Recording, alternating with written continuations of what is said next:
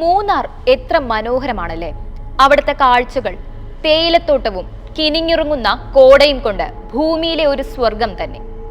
Trip plan ചെയ്യുകയാണെങ്കിൽ ആദ്യം നമ്മുടെ മനസ്സിലേക്ക് ഓടിയെത്തുന്ന കാഴ്ചകളും നാവിൻ തുമ്പിൽ വരുന്ന പേരും മൂന്നാർ തന്നെ. പക്ഷേ ഈ മൂന്നാറിന്റെ ചുരങ്ങൾക്കും വളവുകൾക്കും പറയുന്നുണ്ട് ഓരോരോ കഥകൾ. പകലിനെ പോലും ഇരുട്ടാക്കി മാറ്റിയ, താരാട്ടിനെ നിലവിളിയാക്കി മാറ്റിയ പ്രേതകഥകൾ.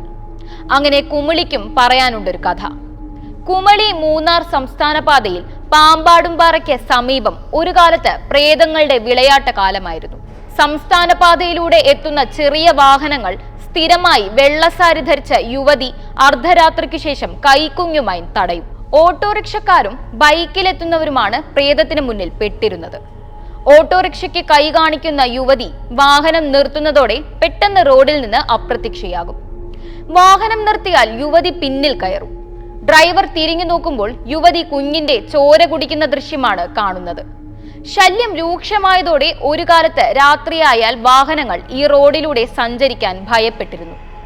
വാഹന തിരക്കേറിയതും പോലീസ് പരിശോധന ശക്തമാക്കിയതോടെയാണ് പ്രേതം സ്ഥലം കാലിയാക്കിയത്. കമ്പം മെട്ട് കമ്പം അന്തർ സംസ്ഥാന പാതയും പ്രേതങ്ങളുടെ ശല്യം രൂക്ഷമായിരുന്നു. വർഷങ്ങൾക്ക് മുൻപ് കാൽനടയാത്രക്കാരെ പ്രേതം ആക്രമിച്ചിരുന്നു. ആളുകളെ തള്ളിയിടുക, ചാണകമെറിയുക എന്നതാണ് പ്രേതത്തിന്റെ വിനോദം. വാഹന തിരക്കേറിയതോടെ റോഡിലെ പ്രേതശല്യവും അവസാനിച്ചു. ആ യുവതിക്ക് പിന്നിലെ കഥകൾ തേടിയവരും പോയിട്ടില്ല എങ്കിലും അവൾക്കുമുണ്ടാകും നൊമ്പരത്തിന്റെ ഒരു പിടി കണ്ണീരിന്റെ കഥ. ഗതി കിട്ടാതെ അവൾ അലയുമ്പോഴും അവൾക്ക് പിന്നിൽ ചതിയുടെ ഒരു കൂടുണ്ടാകുമെന്ന് തന്നെയാണ്. എന്നും പുറം ലോകമറിയാതെ പോയ അവളുടെ കഥ മൂന്നാർ കുമളിപ്പാതയിലെ കാറ്റിൽ തട്ടിത്തലോടിക്കിടപ്പുണ്ട്.